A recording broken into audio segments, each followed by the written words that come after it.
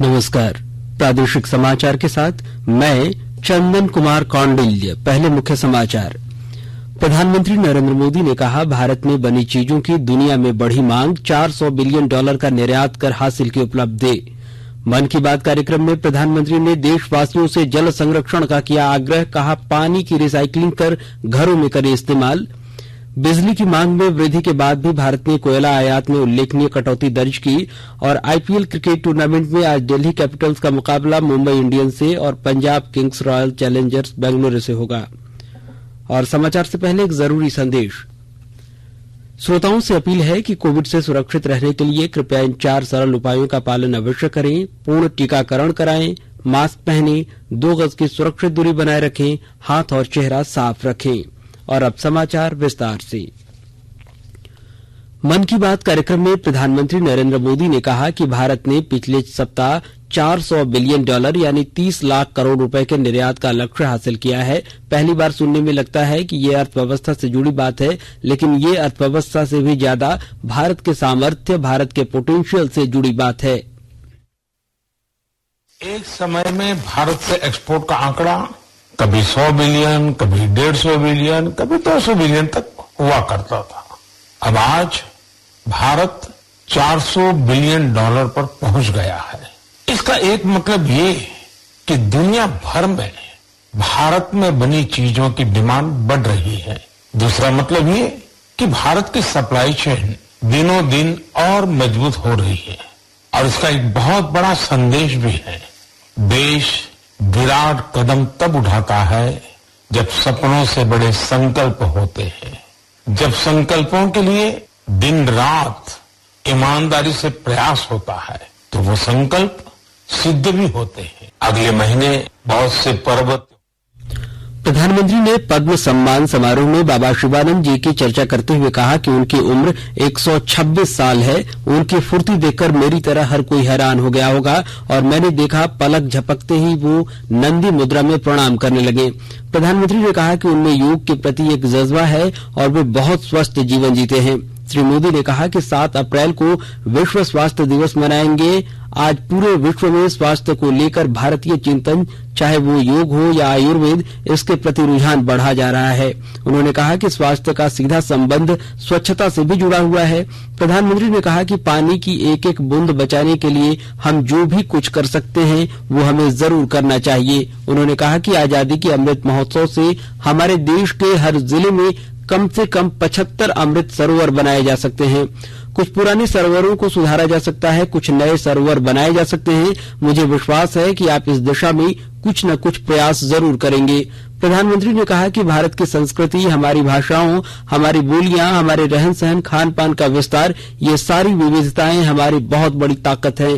पूरब से पश्चिम तक, उत्तर से दक्षिण तक भारत की यही विविधता एक करके हमें रखती है, एक भारत श्रेष्ठ भारत बनाती है। श्री मोदी ने कहा कि महात्मा फूले की इस चर्चा में सावित्रीबाई फूले जी का भी उल्लेख उतना ही जरूरी है।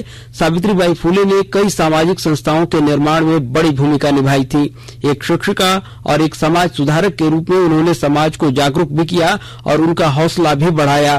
प्रधानमंत्री ने कहा कि हमारी परंपराएं हमें उल्लास भी सिखाती हैं और संयम भी।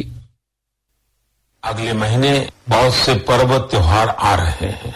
कुछ ही दिन बाद ही नवरात्र है। नवरात्र में हम व्रत, उपवास, शक्ति की साधना करते हैं, शक्ति की पूजा करते हैं। यानी हमारी परंपराएं हमें उल्लास भी सिखाती हैं और संयम भी। संयम और तप भी हमारे लिए पर्व ही है।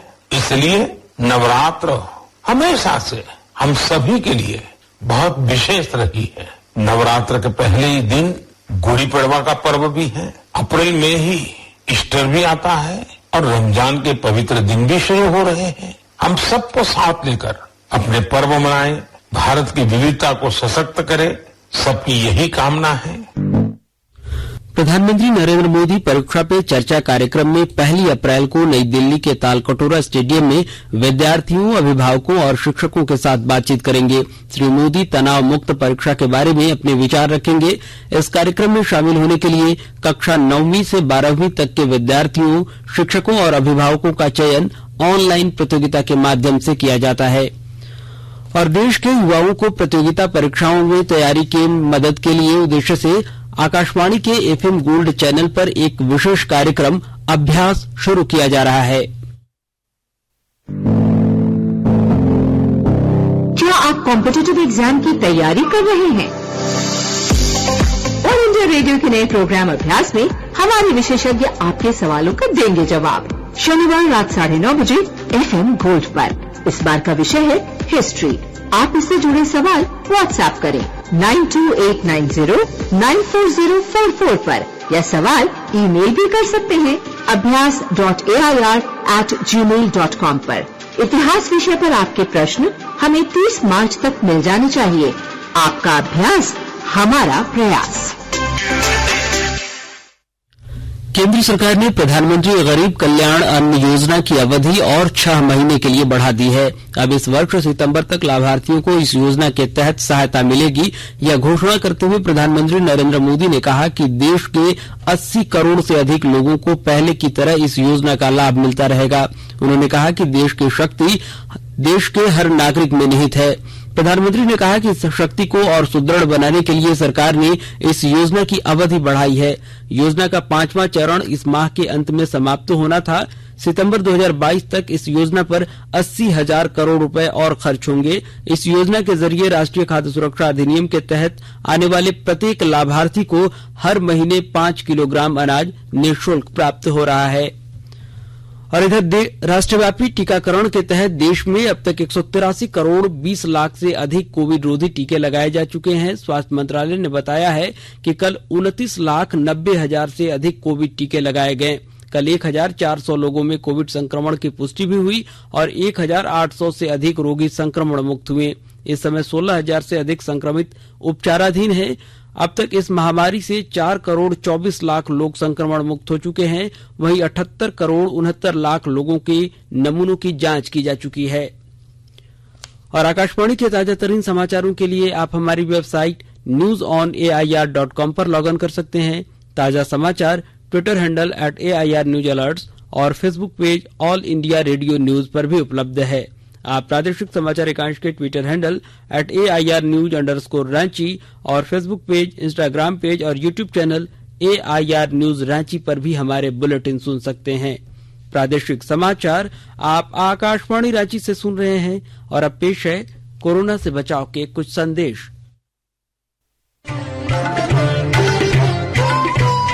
कोविड-19 से बचाव और सुरक्षित रहने के 3 उपाय। मास्क लगाएं, 2 गज दूरी है जरूरी, सुरक्षित दूरी रखें, हाथ और मुंह साफ रखें।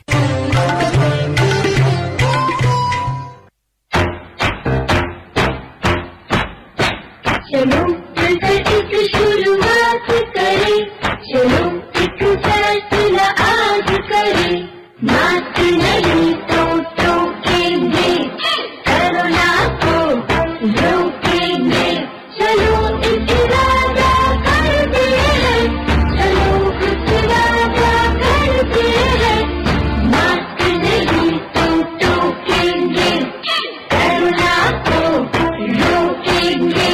भारत सरकार द्वारा जनहित में जारी।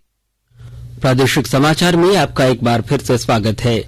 देश में बिजली की मांग में वृद्धि के बावजूद घरेलू कोयला उत्पादन में पर्याप्त बढ़ोतरी दर्ज की गई है। देश ने कोयला आयात में उल्लेखनीय कटौती की है। अप्रैल 2021 से जनवरी 2022 के दौरान गैर कोकिंग कोयले के सभी ग्रेड के आयात में पिछले वित्त वर्ष की इस अवधि की तुलना में कमी आई है।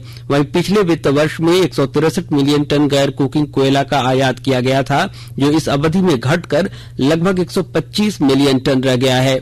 इस वर्ष जनवरी तक घरेलू कोयला आधारित विद्युत उत्पादन पिछली अवधि की तुलना में 8 खरब यूनिट से अधिक हुआ है। वहीं पिछले वित्त वर्ष में इसी अवधि में 7 खरब यूनिट से अधिक विद्युत उत्पादन हुआ था। इस वर्ष जनवरी तक ऊर्जा क्षेत्र में प्रयोग में लाए जाने वाले गैर कुकिंग कोयला का आयात 60.87% से गिरकर 22.73 मिलियन टन रहा। वहीं भारत विश्व में बिजली की खपत की दृष्टि से तीसरा सबसे बड़ा उपभोक्ता देश है।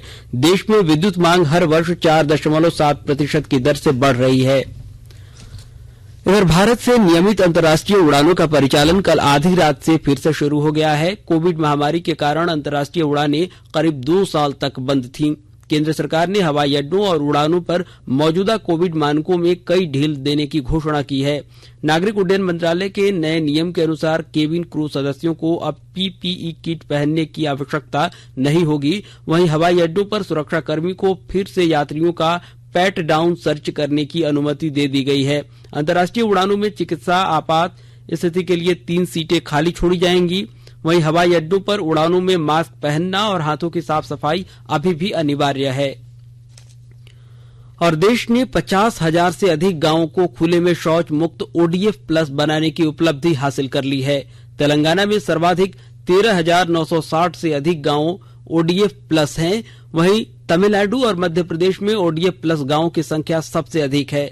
ओडीएफ प्लस वह गांव होते हैं जो खुले में शौच मुक्त होने के साथ साथ ठोस और तरल कचरे का प्रभावी ढंग से प्रबंधन भी करते हों। स्वच्छ भारत मिशन ग्रामीण का द्वितीय चरण फरवरी 2020 में शुरू किया गया था, जिसका उद्देश्य देश के सभी गांवों को वर्ष 2024 के अंत तक खुले में शौच मुक्त करना है। रक्षा मंत्रालय ने गैर सरकारी संगठनों, निजी स्कूलों और राज्य सरकारों के साथ साझेदारी में 21 नए सैनिक स्कूलों के गठन को मंजूरी दे दी है। देश भर में 100 नए सैनिक स्कूल बनाने की सरकार की योजना के प्रारंभिक चरण में ये स्कूल खोले जाएंगे। नए स्कूल वर्तमान सैनिक स्कूलों से अलग होंगे। ये सैनिक स्कूल अपने संबंधित शिक्षा बोर्डों के अलावा सैनिक स्कूल सोसाइटी के तत्वावधान में कार्य करेंगे और सोसाइटी द्वारा निर्धारित नियमों का पालन करेंगे। 100 नए सैनिक स्कूलों की स्थापना का उद्देश्य विद्यार्थियों को राष्ट्रीय शिक्षा नीति के अनुरूप गुणवत्तापूर्ण शिक्षा प्रदान करना और उन्हें सशस्त्र बलों में भर्ती होने सहित भविष्य में नए अवसर प्रदान करना है। मंत्रालय ने कहा कि इन स्कूलों में सैनिक स्कूलों की तरह ही कक्षा 6 में दाखिला दिया जाएगा।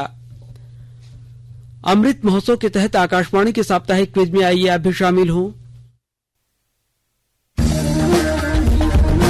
आजादी के 75 वर्षों का पर्व अमृत महोत्सव प्रत्येक बुधवार शाम 7 बजे प्रसारित होने वाले प्रादेशिक समाचार के दौरान पूछे गए प्रश्न का सही उत्तर देने वाले एक प्रतिभागी इनाम का हकदार होगा।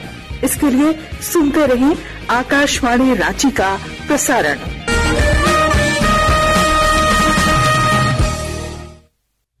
South Asian Saif cross country championship में झारखंड की आशा किरण बारला ने गोल्ड मेडल जीतकर झारखंड का मान बढ़ाया है। नागालैंड की कोहिमा में आयोजित 20 साल से कम उम्र की बालिकाओं के लिए क्रॉस कंट्री रेस 6 किलोमीटर का था। आशा ने दौड़ पूरी करने के लिए 22 मिनट 57 सेकेंड का समय लिया। वहीं दूसरा स्थान श्रीलंका की टीम को मिला, जबकि नेपाल की टीम तीसरे और बांग्लादेश की टीम चौथे स्थान पर रही। वहीं राष्ट्रीय क्रॉस कंट्री रेस में भी आशा ने स्वर्ण पदक जीता है। इधर आंध्र प्रदेश के काकीनाडा में आयोजित 12वीं हॉकी इंडिया राष्ट्रीय जूनियर महिला हॉकी चैंपियनशिप 2022 में कल झारखंड ने अपने पहले मैच में असम को 0 के मुकाबले 9 गोल से हरा दिया है। झारखंड ने खेल के पहले क्वार्टर में 4, दूसरे क्वार्टर में 2, तीसरे क्वार्टर में 1 और चौथे क्वार्टर में 2 गोल किए। टीम की ओर से प्रमोदिनी लकड़ा ने 3, निकी कुल्लू ने 2, जबकि दीपिका सोरेंग, एलिना डुंगडुंग, महिमा टेटे और रजनी क्रिकेटा ने 1-1 गोल किए।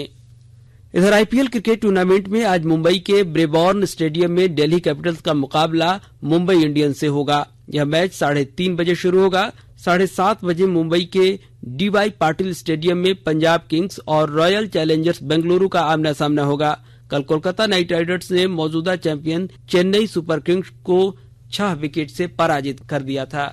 और अंत में मुख्य समाचार एक बार फिर। प्रधानमंत्री नरेंद्र मोदी ने कहा, भारत में बनी चीजों की दुनिया में बढ़ी मांग, $400 बिलियन का निर्यात कर हासिल की उपलब्धि। मन की बात कार्यक्रम में प्रधानमंत्री ने देशवासियों से जल संरक्षण का किया आग्रह, कहा पानी की रिसाइकलिंग कर घरों में करे इस्तेमाल। बिजली की मांग में वृद्धि के बाद भी भारत ने कोयला आयात में उल्लेखनीय कटौती दर्ज की। और आईपीएल क्रिकेट टूर्नामेंट में आज दिल्ली कैपिटल्स का मुकाबला मुंबई इंडियंस से और पंजाब किंग्स का रॉयल चैलेंजर्स बेंगलुरु से होगा। इसके साथ ही आकाशवाणी रांची से प्रादेशिक समाचार का यह बुलेटिन समाप्त हुआ। नमस्कार।